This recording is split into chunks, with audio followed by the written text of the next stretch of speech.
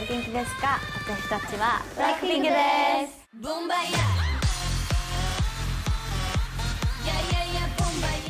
韓国のガールズグループブラックピンク、動画の再生回数が100億回を突破。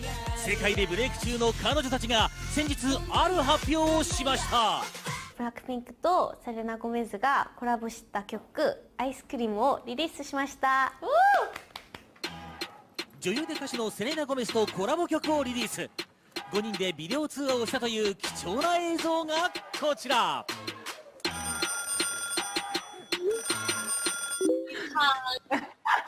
Thank you for staying up so early. Really glad that you're on it because we've been a big fan of yours for a long time. I'm so stoked. I've been a fan of you guys, and so like this is a big dream for me, and I can't.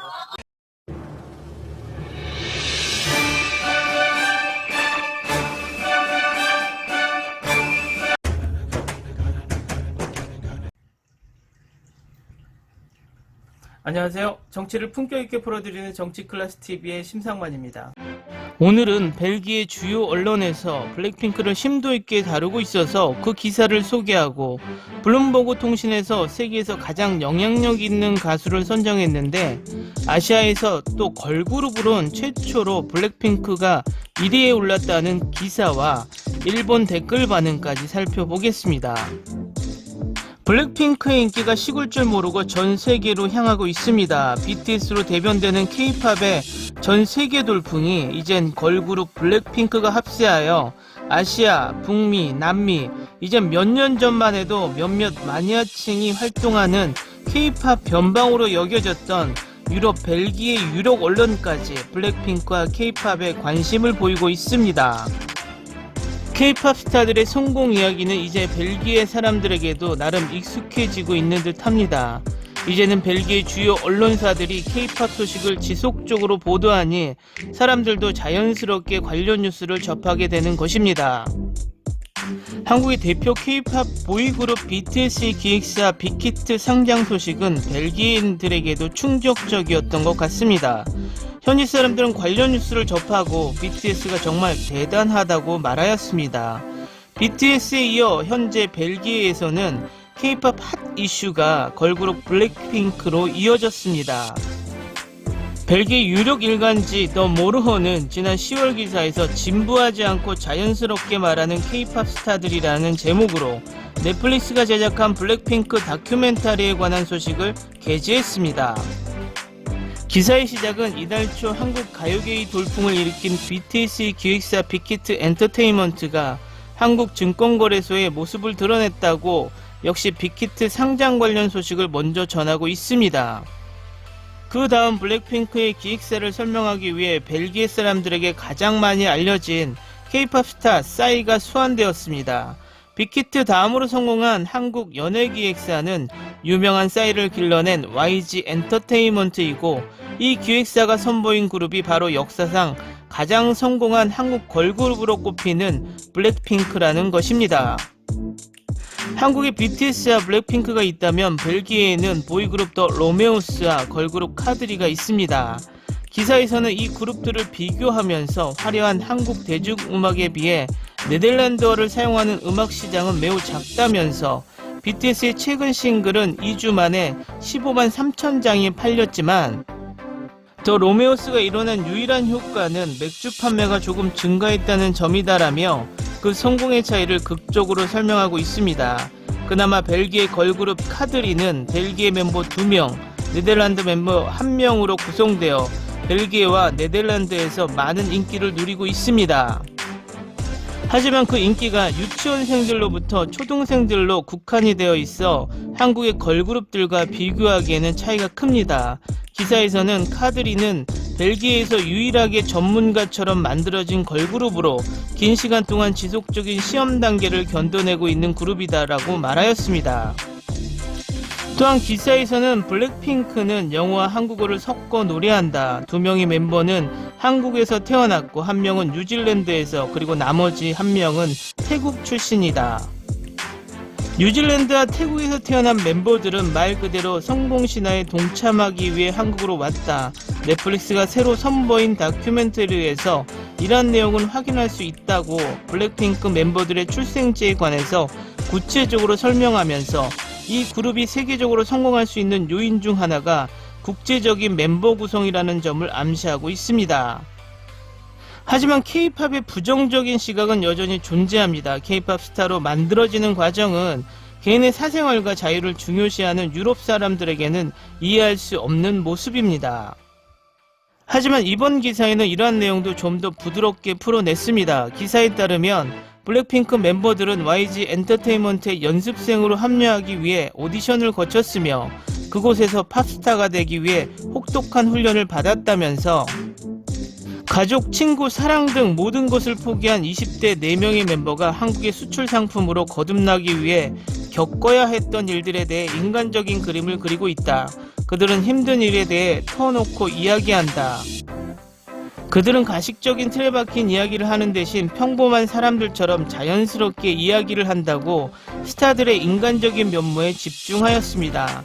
기사는 이 다큐멘터리가 블랙핑크의 단순한 홍보 영상물이 아닌 화려함 속에 감춰진 K-팝 스타들의 진정한 이야기를 끌어냈다는 점에서 긍정적으로 평가하고 있습니다. 다음 기사는 블랙핑크 블룸버그 팝스타 파워랭킹 1위 첫 한국 가수란 제목의 기사입니다. 한국의 걸그룹 블랙핑크가 미국 경제 전문 매체 블룸버그가 선정한 팝스타 파워랭킹 1위에 올랐습니다. 10일 현지 시간 블룸버그 통신에 따르면 블랙핑크가 지난달 첫 정규 앨범을 발매한 데 힘입어 11월 파워랭킹에서 1위에 올랐습니다. K-팝 가수가 이 순위에서 1위를 차지한 것은 이번이 처음입니다. 블룸버그는 3개월간 공연 수입, 30일간 공연 티켓 판매, 4주간 앨범 판매, 음원 서비스 업체인 스포티파이 4주간 스트리밍, 30일간 인스타그램 소통량, 4주간 유튜브 조회수 등 6개 부분의 점수를 합산해 매달 팝스타 파워랭킹 순위를 집계하고 있습니다. 이 기사의 일본 댓글 반응입니다. 블룸버그에 의한 기사니까 비즈니스로서의 가치는 인정해도 좋다고 생각해요. 작품 내용은 각자가 판단하면 좋다는 이야기. 21세기 현대이니까 베니 굿맨 등의 빅밴드를 들어도 좋고 다른 음악 장르가 부정되고 있는 것도 아니다. 노래라든지 역시 YG라는 느낌으로 지금까지 소속 그룹 공통 색깔이 있어 멋지군요. 2NE1의 개성 있는 그룹이었지만 그곳과 다른 점은 무엇보다 외모네요. 얼굴도 성형한 얼굴 느낌 없이 깨끗함, 무엇보다 모든 스타일이 정말 좋은, 그래서 무엇을 입어도 세련되어 보인다. 팬은 아니지만 객관적으로 그렇게 생각해요. 좋았어. 아시아인의 활약은 기뻐. K-팝은 공식 뮤직비디오를 유튜브에 무료로 접속하기 때문에 CD를 구매 또는 라이브까지 돈을 들이지 않으려는 전 세계 사람들이 부담 없이 볼 수 있기 때문에 알고 있는 사람이 많다고 생각합니다. 사운드에 중독성을 갖게 하고 있습니다. 의상이나 세계관도 포토제닉에서 빛날 수 있도록 만들어져 있기 때문에 중독돼서 반복으로 보는 사람도 많다고 생각합니다. 그 인기는 전 세계가 열광하고 있다가 아니라 전 세계적으로 액세스 가능한 매체에서 무료로 반복으로 보는 사람이 많다, 알고 있는 사람이 많다, 영향력이 있는 것으로 생각합니다. 다른 이야기지만 이전 한국에서 화장품 가게가 늘어선 길을 100m 걷는 것만으로 팩 등을 많이 받았습니다. 놀란 것은 모든 배포 샘플이 아니라 현품이었다는 것입니다. 어쨌든 처음에는 무료를 뿌려 열광하게 하고 팬이 되어주면 다음에는 돈을 받습니다. 한국은 그러한 상법을 하는 나라인가라고 생각했습니다. 거기까지 자세히 모르겠지만 K-팝이라면 이런 멋진 게 좋아. 10년 전 붐 때 2NE1에 빠져 있었습니다. 하지만 일본에서는 인기가 없더군요. 멋진 여자를 일본인들은 받아들이지 않는 걸까? 성능, 가창력, 외모 모두 완벽하네요. 큰 그룹보다 이쪽이 좋다, 멋지다. 블랙핑크의 아이스크림 뮤직비디오를 보고 가장 매력적으로 느꼈다. 빌보드에서 1위를 BTS와 이 블랙핑크가 차지했다. 하면 된다라고 하는 용기를 얻었습니다. 지금까지 아시아인의 미국의 음악 차트에서 받아들여지는 것은 없다고 생각했습니다. 솔직히 굉장한 일입니다. 컨그레츄레이션. 로제의 목소리가 너무 좋다. 그리고 개인적으로 YG가 만드는 뮤직비디오의 센스가 좋아. 거기가 가장 다른 그룹과의 차이인 것 같다. 개인적으로 기분이 나쁘지 않다. 의미에서 확실히 1위 정도의 영향력이 있는 것은 틀림이 없다고 생각한다. 편견의 눈으로 볼 필요 없고 우선 개인의 재능과 노력의 결과로 보았으면 좋겠다고 생각합니다. 많은 사람을 끌어당기는 것에는 이유가 있습니다. 인기가 없다고도 말하지 않으며 굉장히 많다고도 말하지 않지만 주로 한국인 팬들과 그 선동등에 의해 유튜브의 재생횟수 등이 과도하게 증가하고 있는 현상이다. 그러나 훌륭한 아티스트라고 생각하지만 과대평가받는 것도 부정할 수 없다. K-팝 싫었지만 어느새 빠져있어. 무작정 빠져드는 사람이 많다고 생각해요. 영어, 가창력, 랩, 춤 모두에서 고품질. 춤도 노래도 서투르고 악수만 하면 팔리는 일본 아이돌은 평생 도착할 수 없다. 굉장하다. 역시 해외에서 통용되도록 하고 있으니 되는 건가? 솔직히 니즈의 오디션을 볼 때까지 왜 K-팝이 세계에서 활약하고 일본은 안 되는 것일까? 그것을 보기 전까지 의심했지만 이젠 잘 알 수 있다.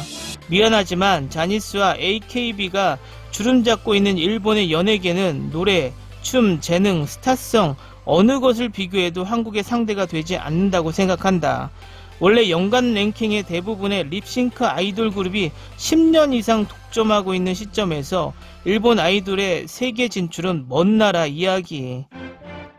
일본은 한국에서 나오는 뉴스는 모두 부정하지만 외신에서 나오면 바로 인정하는 모습을 많이 보여왔습니다. BTS나 블랙핑크 초창기 인기 당시에는 애써 한국 언론이 만들어낸 신기루라고 치부하더니 이젠 일본 언론은 물론 넷 우익들도 인정하지 않을 수 없나 봅니다. K-팝이 유럽에서 가장 아이돌 그룹과 거리가 먼 벨기에까지 관심을 가진다는 것은 엄청나게 고무적인 일이 아닐 수 없습니다. K-팝이 이젠 전 세계의 문화적 컨텐츠로 정착하는 단계가 아닌가 생각해 봅니다. 오늘은 여기까지 하겠습니다. 오늘도 생활 속 거리두기 꼭 실천합시다. 여러분의 구독과 좋아요는 저에게 큰 힘이 됩니다. 항상 시청해 주셔서 고맙습니다.